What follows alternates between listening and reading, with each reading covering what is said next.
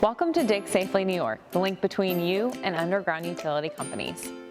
Utility operators are responsible for providing markings for public utilities they own near your designated project area by your specified start date.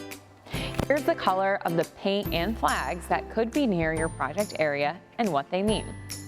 White, for the area you plan to dig for your project. Pink, the temporary survey. Red, electric. Yellow, gas, oil, steam, and petroleum lines. Orange, communications or TV line. Blue, water. Purple, radioactive materials, reclaimed water, irrigation, and slurry lines. Green, sewer and drain lines. It is important to know what the flags mean, but it's even more important to keep your children from playing with the flags. It may seem like a fun toy, but it could have vital consequences if removed before any work has been started.